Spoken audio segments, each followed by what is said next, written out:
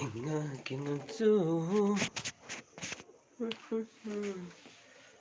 everyone. Unadabo kuire mayam ahanbada ngasi imoinu ga mari lenana nusijarbai subscribers sing viewers sing kudimakta imoinu imagi numisiga mari lenana irathoni numisiga mari lenana yaipa bawje bijari lonana yumthong kudimak amadi nusijarba subscribers sing kudimak viewers sing kudimak Nadi yekna amadi sahong ahongba ngambu oibiu haibasi channel sigi maikaidagi thamjage ngasi yam nuai moinu irat thoni sigan mari lenana 90k subscribers yobu ngamjare imagi thawjaldagi amadi mayamna ibu nungsibibadagi 90k subscriber yobu ngamjare yam nuai je okay Nuktobrum. Okay, welcome back to my channel. I'm Queen at Hazaroy. Success drink a city. I don't know. Life is hard. The book we 90k or some Tazagan laser money. I get targets, I get goal. 100k see young no Hunazava so I am Nuxi Beaver support of Vivasina, some Gongani Habagi Asado Uzere. Left today to my Visabato Jerake, Angambi Takta best Levenda, the Mohona Jerake. In heck Kangjaba, I Najaba Kudimaxi, my am the sum I share to Jerke Habitamjage. Ravi Toksum Mite Hi Kaka. Okay, hi Ravi. Welcome back to my channel. Live stream this mine. Kang same go what pramam. May jiktang kamam tabo into way. Do Nasi Imoinu Iratoni Misika Marilena Mayam Actang Tangnaba Pangjaba Amadi Live Tang Atang Unazaba Pangjaba Asin Makia Tadokuna Lakpiba. Channel sigi mai kai ding ngamkai leiten thakasari adu mayam na hangbira ku wahang kari kari tawsike kari kari neina sige tum tanasi neina si kaka congratulations for 90k. Okay, thank you so much Lakshmi Vidya Asem unada basu kuire mayam ga yam nungai jai mayam na nungsibiba mayam na support obiba amadi aina hunajariba mayam asi mayam na khangbiba amadi support obiba masidagi hena nungai jaba lejadre mayam gi laman na mayam chauna tonsin jare tare yam chabu laman to dubo ai 100k subscriber yorakanda ai gi nuksi jarba viewers and subscribers singa sidagi ai top give away ma sum tawjage su khanjari masida haribe sing sidi ai subscribers sing maktai khak oigene hatare ko Raju no ningombam hello kaka. Okay, hello Lakshmi by Sam, thank you so much. Okay, aduna thamjining madi ai mayamna thambirakpa comment mayam thambirakpa topic thambiru aiduna haibirakpa yam watli aina thamjargadaba adu thawoino ki haidi koi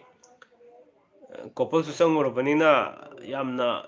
yumgi asinba amadi tawdi adaba thaba inkhang aigi satpa mayam sina maram oraga mayamna thambirakpa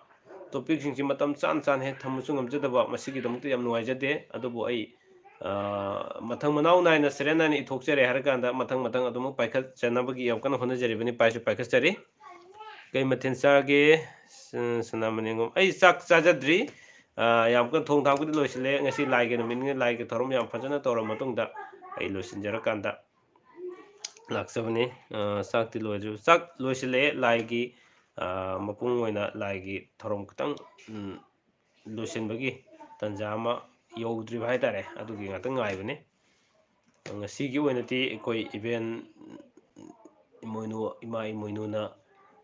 lengsin bira matungda imada kasaraba matungda chagadaba oibanina koina tegi thong thakpa arrange kegi tobu khopa singda sum matam khara changi hatare aduna mausanga na saraga so ngasidi nganba thengbagi koina khanba yade imagi koina tawjeri basi thamoi singna tawjabagi singsida mahansi makai punu maksi loibi am darkar lebanina hathu tawbagi su darkar leite haibadi imana haibiram mase ekoi yumban mase turengi lengoidagi hena kupi habasi imadagi tholakpa ngakane hatare imagi wakhalon imana yumam panbada tawgadab chana kalon singsidagi loina khoine nainaba singda loin tholakpane kaka sakti loijibo. Okay, Ophelia to kaka kai mathel tawke ngasidi ngabudi compulsory oire aduga iromba khara yaramani mayam kanna sum losinam kan honari sumda to nice thank you so much sanasam ngoba thank you so much okay aduna kedoroge masa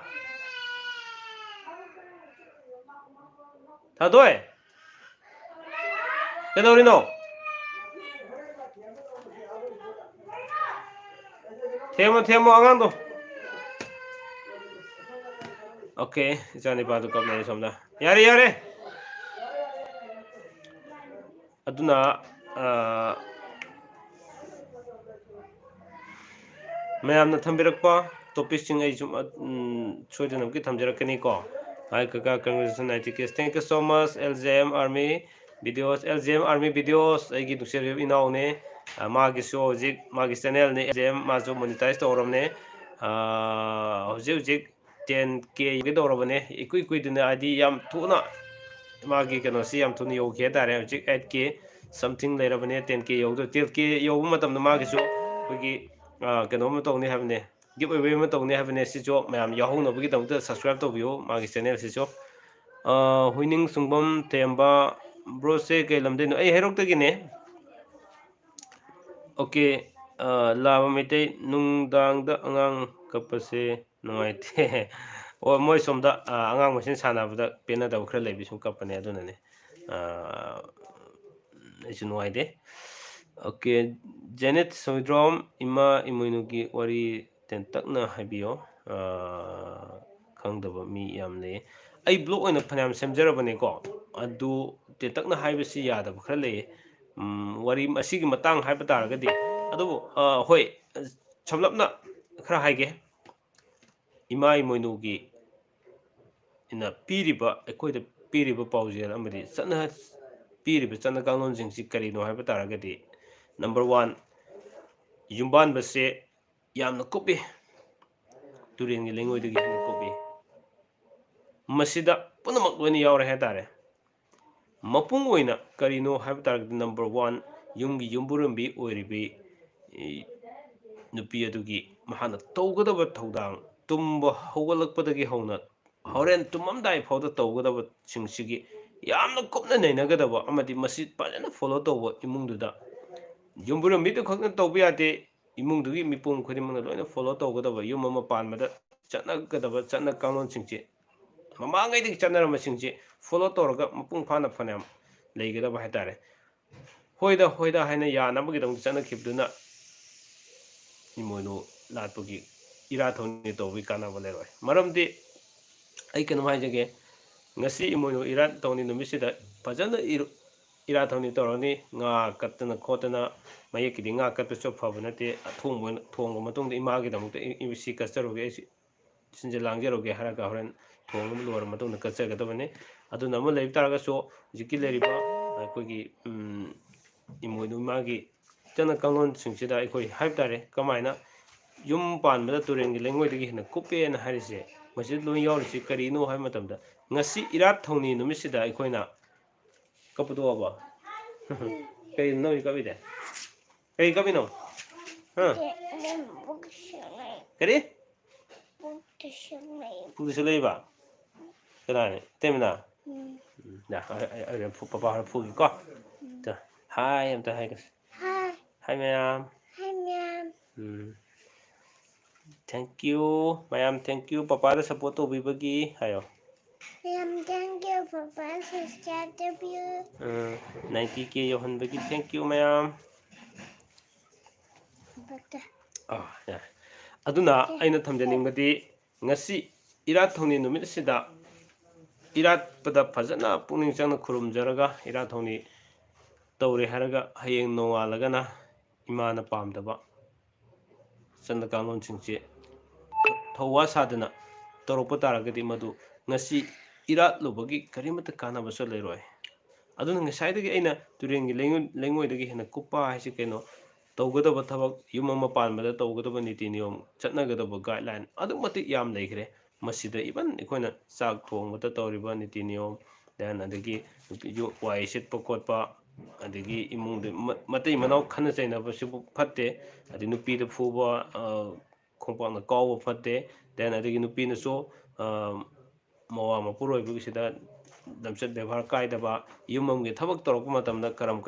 tawni then adagi saksa to matung dei koina chagum chaitho thamdaba yamna leikre hatare asi jing ai blog to di khara makai ayam haijagrabne sigumba singsina aikoi phajana guideline jing ngal chatpi matamda yumdugi nuairakadaba lan changakadaba isam samna harakanda lan changnabagi lambi do thamge hab taragari khoi imono ira thawni sigi matam khudimakta tobi darkar lei habasima sum akhangai sing haibirum bagi matungina thamjabane okay ai tentakna se hajagi makha am samtajarake horen ai comment kitang dokhasage then dagi nungdang silere glory pokhumai bro angang kaya surge ai angang only two hujikiduna ahanne adugi makada among angang tungre bro all the best thank you so much sanamasa from down na herojit jums kakana imuinu numita live thabirakpase yamna nuai thank you so much haining sumbam themba bro 2021 rasifol do amata thagat piro ai thagat khrabane adudi new year numita thagat khrabane new year numita sahi gi oiba 2021 gi rasifol ai thagat sagrabane amtang yengkhat piyo ai gi playlist sangbiraga rasifol gi playlist sangbiyo adugu loi yaromagani sayul gi leptana thagale sunday numita aduga new year numitu oramgodo male ai thagakibne sahi hanak sahi go rasifol amtang yengbiyo go okay makha comment laktre ma'am लात खर नबियो ngasi am mayam gi tobiman ai khangba uzari aduga mayam gi mayam unana bagi tanja soi lawjer khigini 100 ki yobu matamda aduga mayam gi apamba topic ai ngamnaba hona jarake then adagi aina khangdaba ngamdaba dudi upai lejate but maram di kena kanda I am not a god ai sor maksuna tilai nate aduna aina khangdaba makhai khangde sum haijage aduga aina khangdaba hona jaba nainajaba sisu khangam kya so aisu khangnab hona jarak tuina adu loina khangaga hairaga polokpati na tabanina aduna mayamna topic am thambirakpa matamda adu topic tu mari leina basingje ai ahalaman hangjaba adan adagi kari tawsige madugi maramda aisu khangnab yam hona jarakana mayamna maina lidokcharaga aina ngangbada soikhib langkhib yawrsu mayamna comment am sungthokminabagi tanja longminaraga aikhoi khudingmak khangminabagi wakhalondune baina thamjaride aduna maram orakanda kaminam lae pungalairu sida imoinu ima amadi ipa ipu pokpusu leibani ngasi imoinu numit sida yumdagi yekki matung inna yektugi oiba nga oina katpasina hena faradra madu yam chuma wafamne dudi simak tawgani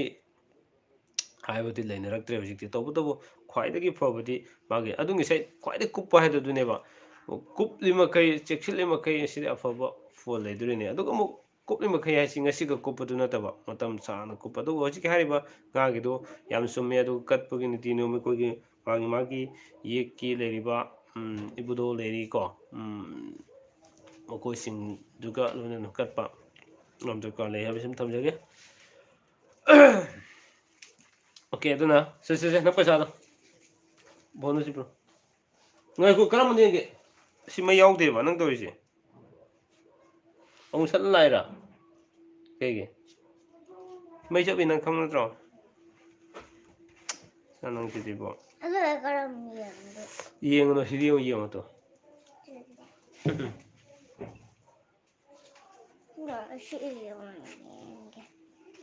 cho chắc sao nằm rồi rồi rồi cho chỉ đi yên ấy chỉ mấy đuôi thôi nè năng yên à cái gì ai papa lại wifi thay này hotspot thay này tôi sẽ ba cái làm chuyện làm cái ba cái xéo ra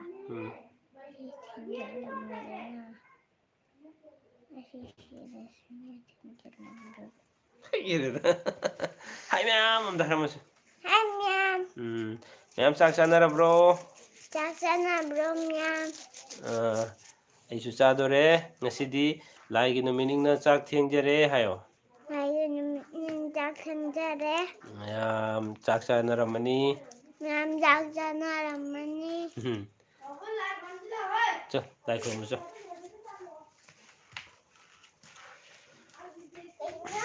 오케이. 누나.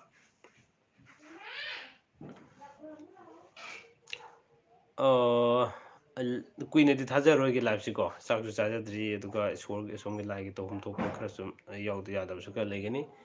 अदुगा आइनंग Shubham थेंबा याम नुसिए ब्रोगी अंगांगसे हो इचानिपा अहन्ने अतोमदु तुंगरे अदुना ngasi live se ai thadokta tharakpanina mayamsu khangnaramaro kuire live thagdaba matam amadadi aina youtube se toba horokpa khara tha tha taruk muk leiraba matung adaidade mayam na hangbirakpa comment hangbirakpa wahangsingsi ai muk live oina loina answer bijaba haitare aduna jarigi matam amnaina pung taret taret taret khudingi oina sidai koina live thabai matam sum tawjirame haitare yam nuarame matam do adubu matam duna thabak yam kana leidringi matam ama aduga hojikna thabak si khara sum sinsilakpa timing chu oiba aduga angang ji yam silakpa haitare angang ani ka sujilakpa sidagi so engon chinba hengiba matam du angang amakhak lering matam gini ko aduna sum torokpat kano singji nangdabna sum hele hada bro nanga si moinu numit live torokpase yam nus new broken rackets okay like room ba adu yeng yaroi ba adu phone yeng yaroi ba masa asi live thari ne ba tatkeni ko aduna yam nuai mayam na support to biba ko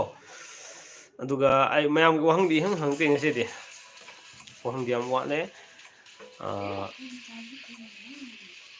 krom ro ba khoirame na nan la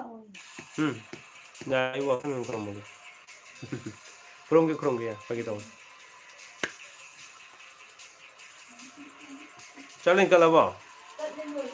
okay good aduna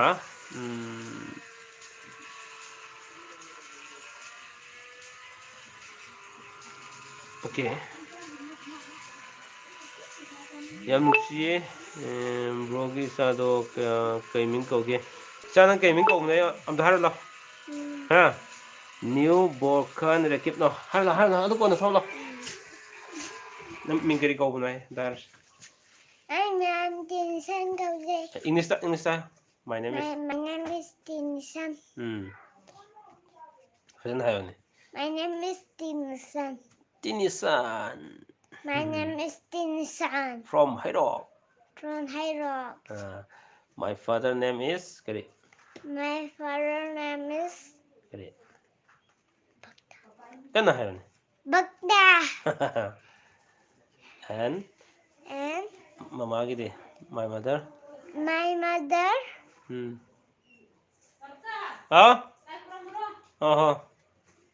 My mother. Okay. Angangi mingse Tinisan kawe Tinisan sani pa hangi mingse asnang naku yam ingi ta yam ingi ko misil asi para no may yam yaudi ha nang sai mai tong lo ra bani na hai bo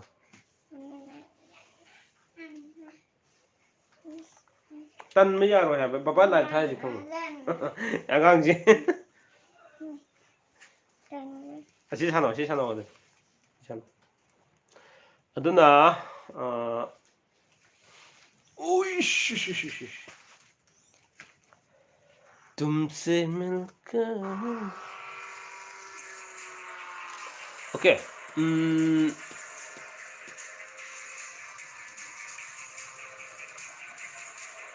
mayamsi ngasidi imunu ira thoni numiki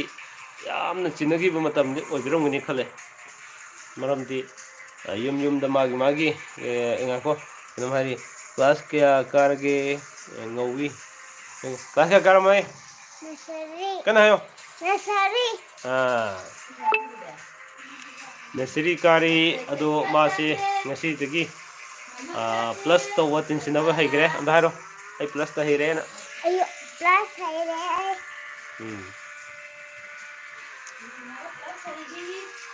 Duna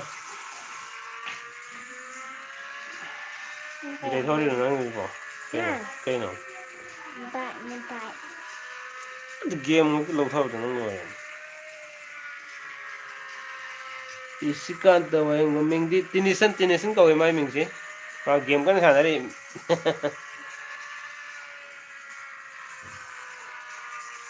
baat kan thori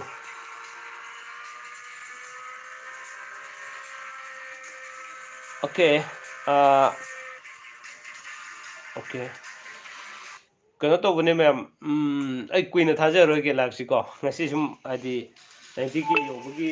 amadi imoinu ira thoni ga mari dena sum mayam di yai proposal pining bagi amadi 90 ki mayam yo hanbi bagi harau sa banu aja phonuk sa ani yanara ga haitare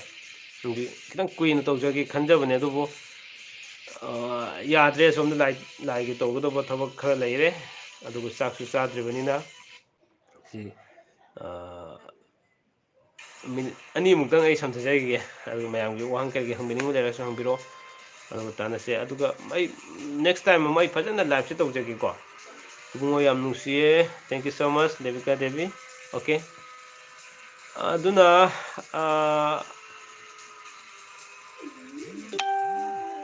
mayamna thambiningba comment topic thamaningba topic singjo asum thambiro hana so phanayamni lokhajare aduga watliba singjo ai soidun lokhajara kigini ko yeng nainasi khangminasi aingsa haijabadune ai loina khangjabadi najade o yam nungsiye rogi sa to thank you so much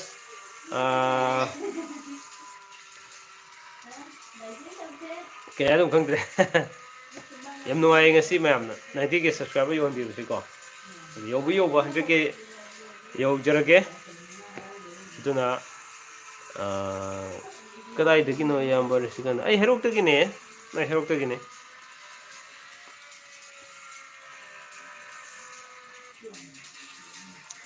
okay mayam ai hore se to ga mu live che muk makha samthabu yabre yenge friki dei loisin jarage mayam ko oru bibi ate live ak taro maga loisin gi hena khanbe to khanbe gano tangai fatna ngasi sum tang unobugi tanjam phangire yam fare yam nuai jei mayam na di yam ten to gi abagi yam nuai gi to mante manika aja chak chak gi tori aduna ne ai live che loisin jarage se mayam live che loi ho ngak tel ba ta ga so tel ba matam sin ngak tang ur lak pe duna mapung phan bi ba amadi mayamna mayam ngak to unabugi tanjam phangmina ba yam nuai jei glory 90 k gidamak okay thank you so much aduna ai 100k dadi mayam gi give away to jagani ko sidadi ai karam mong to gani adadi khara ai ko na hajarake aduna kharthun yon biro 100k subscriber mayam gi support mayam gi khang sana khanimak ai siguma channel am lei habasim mayam khang bira kanda ati gi nati give away sum yomina se nuai be interest am dum to mina se ko yam nuai je loi fo bong hatang yemina ba khatuna lakpio manika no ho ai la no na jage ai lighting gi keng to go to khan leri ko si lusin jage to bane aduna mayam amgu sana khurum jeri oro we bia de eng atang lepcha ge matang soida live se mapung phan bi gi dam ngom khale thaga chari thank you all of you yo lusin mayam sangduna thank you so much sanamani ngom okay yare okay ma'am ngatang ai ngak ler live to ko mu ya bring ko waro bi bia de